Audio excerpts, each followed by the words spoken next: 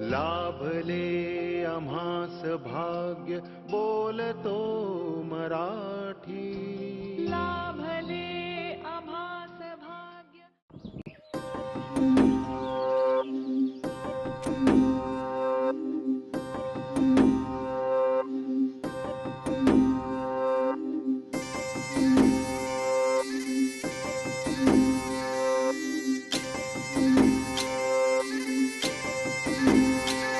गुढी पाडव्याचा सण आता उभारा रे गुढी.